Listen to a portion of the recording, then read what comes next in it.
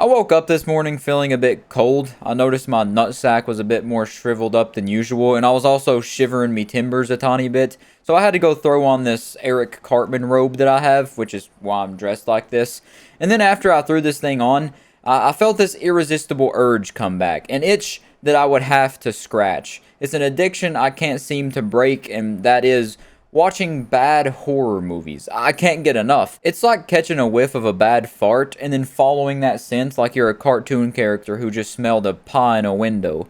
It's just something I'm not proud of, but I can't help it, man. I had to watch another one. And the movie I watched today was called The Friendship Game. And immediately when I heard the name, it rung a bell because I've watched something with a similar name before. I just couldn't quite put my finger on it.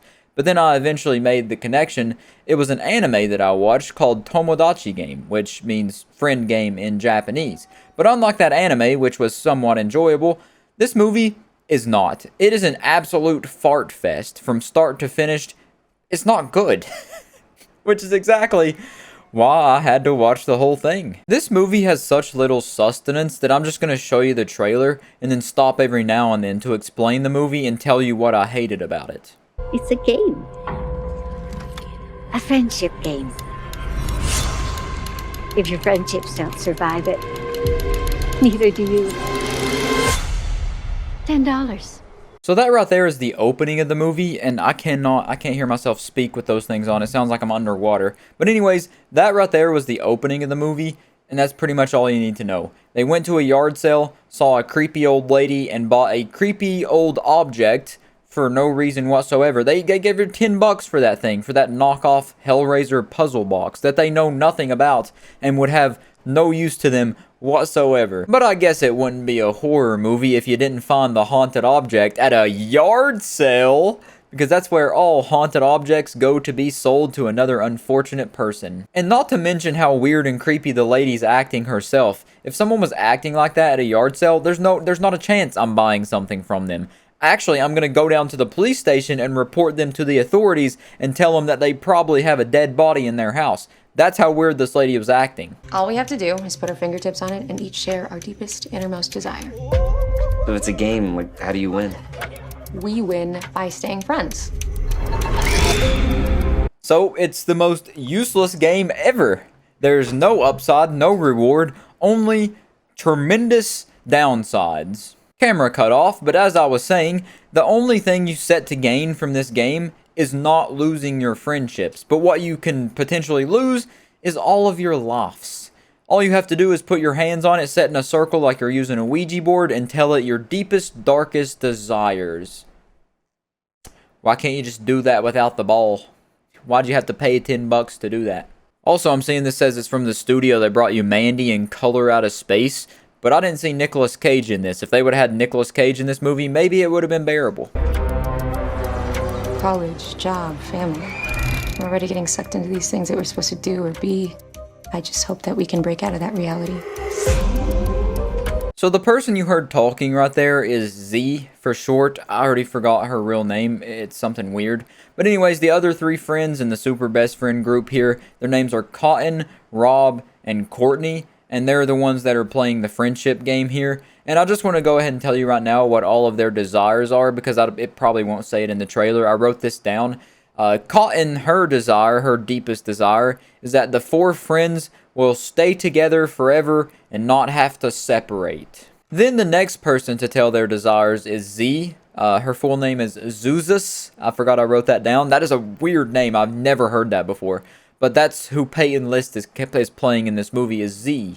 And her desire, it doesn't tell you what it is until the end of the movie, because I guess it's a spoiler or whatever. And then the next person to go is Courtney, and her deepest desire is to get accepted to OU, which is Oregon University. And then it's old Rob's turn, and Rob's deepest desire, also, it doesn't tell you until the end of the movie, because I guess it's a spoiler, but it's not a spoiler, so I'm just going to go ahead and tell you.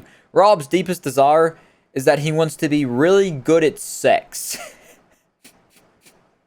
He wants to have that unlimited riz, that unspoken riz, the infinite riz. He just wants to be a full-time plumber laying that pop 24/7.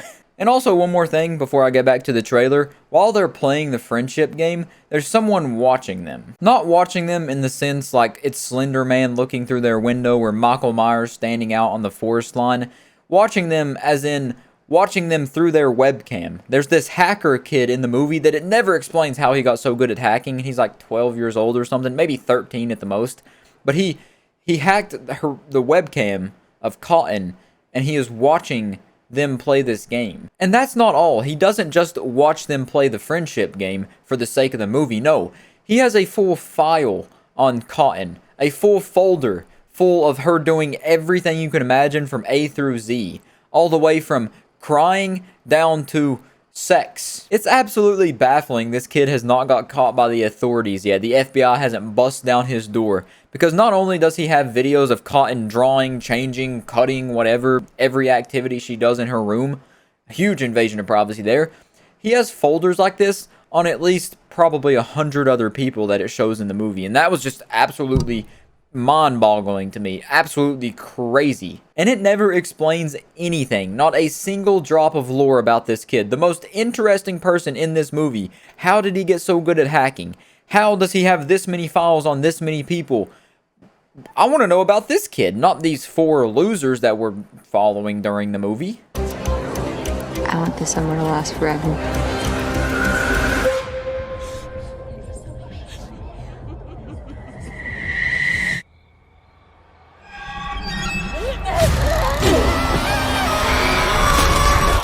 I don't know if you've noticed it, but there's these random cuts with the red and blue shots of the knockoff puzzle box throughout this trailer, and that's not solely for the trailer. That's in the movie. Those weird red and blue shots of people going to these red and blue worlds with the box and the glitches and all that, that's real. It's in the movie for no reason. The people in this movie that end up getting possessed by this box, because that's what it does, it makes your desires come to reality and then also possesses people to try to kill them or something if they don't stay friends or something. It doesn't really explain.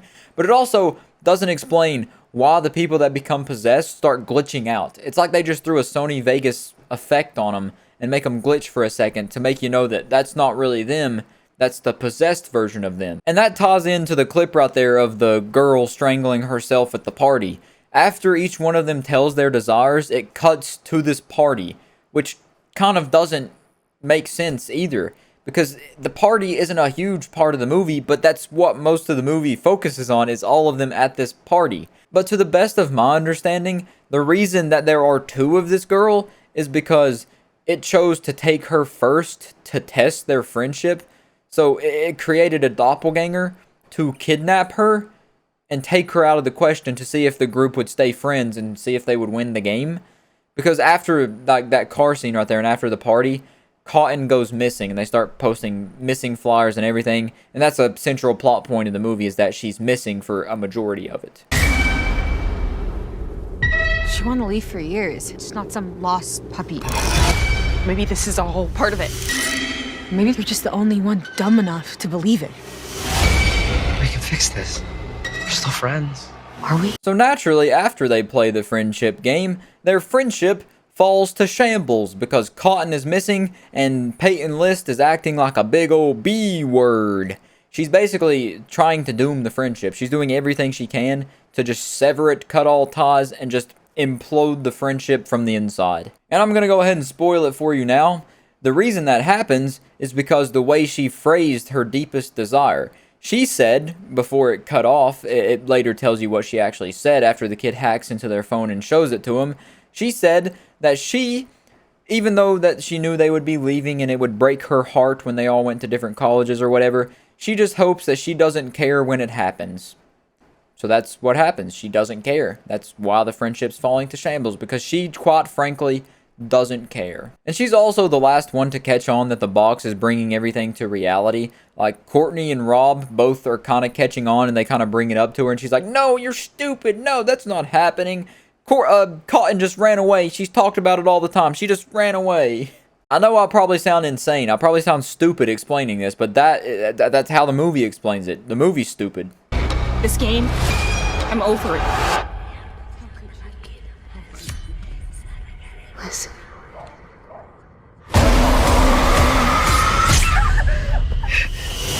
Yeah, so that's about the part of the movie where they all start hallucinating and hearing Cotton, as well as seeing her, and then she sees her through the phone that one time, which doesn't happen again. But then they all also start hallucinating themselves dying or being hurt, or hallucinating Cotton dying, which it never explains any of this. It was a test. If your friendships don't survive, neither do you. There it is again, that catchphrase they love so much. If your friendships don't survive, then neither will you. Foreshadowing? We can play again, right?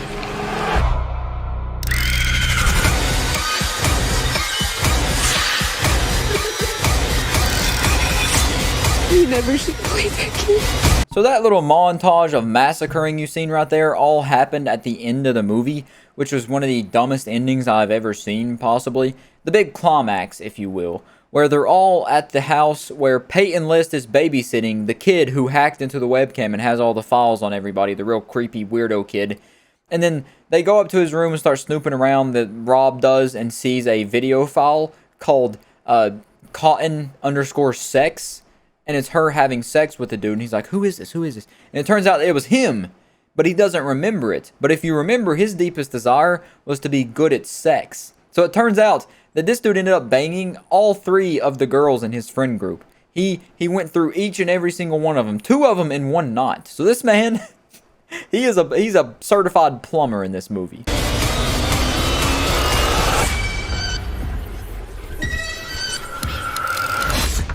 Jeez. Bit me. No. That's really what they should have led with in this trailer, is the girl turning off the TV going, no, and then clicking it off. That's all I needed to show you. Just say no to this movie, please. I would rather you do drugs. Say yes to drugs, say no to this movie. It'll be better for your life. But also, to rewind it real quick, the part where they're all sitting around the table and Peyton List's character gets bit by the ball, they all previously before that put their hands on it again. They decided to play the game again because it worked out so well the first time.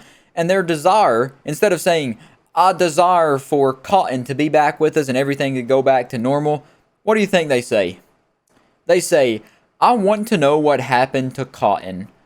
Probably the worst thing they could have said, because what do you think it's going to do? Send you a text? What's that going to help you? What do you want to know what happened to Cotton? Why not say, I want Cotton back and everything to be back to normal? That sounds like a good wish to me. That's what I would say if I had a genie. But then after that happens, it showed a bit of it there at the end with them stabbing each other and like killing each other and whatnot. It just shows Cotton dying at the hands of each one of the friends, I guess in alternate universes or something. It's just showing themselves killing Cotton, which doesn't make sense as well. But the dude who got infinite Riz, Rob, he apparently killed her with a knife in the backyard. And then he also killed Courtney for some reason. He walked back in the house when he was possessed because he was glitching. And then he stabs Courtney. And then the Peyton List character, Z, walks in and sees that.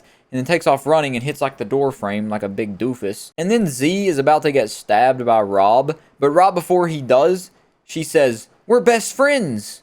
And that stops him.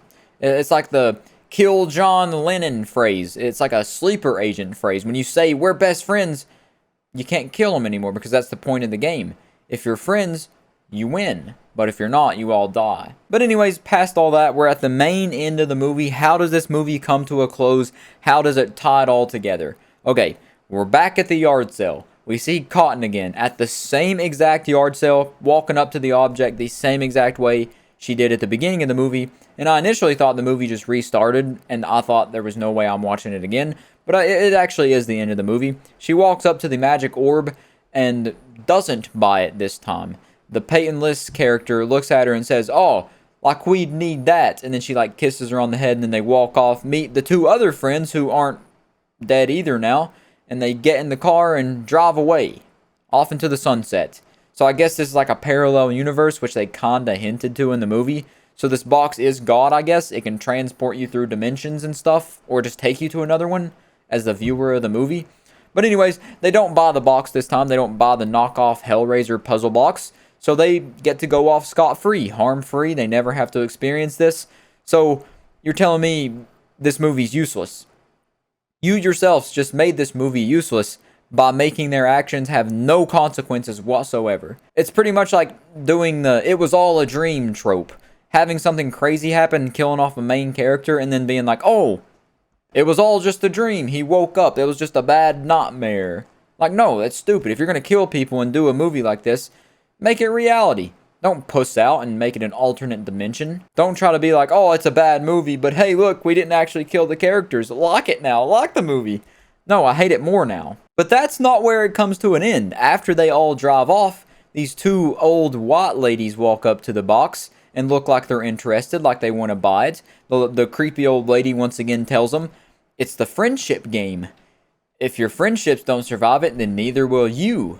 And they're like, oh yeah, this sounds like fun. We can do this while we're knitting and doing crossword puzzles and being slightly racist to minorities. This is something we could do. And then the credits roll and I'm jumping around for joy because I finally have got out of this hour-and-a-half jail cell that I've been held in while watching this movie. And that's it. That's all of it. This movie has a 3.6 out of 10 on IMDb. And I always say don't trust IMDb. If you want to watch something that looks interesting, watch it. Don't base it off the rating.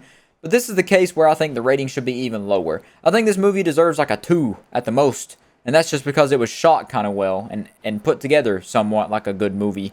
But the theme, the plots, the characters, none of that's good. So a 2. I think a solid 2. Like the number 2 that I'm about to take after this video. But yeah, that diddly does it for this one.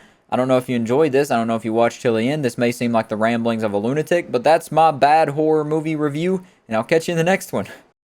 They might as well have been making fart noises with their mouth the whole time because that would have made the movie more entertaining than whatever I just watched.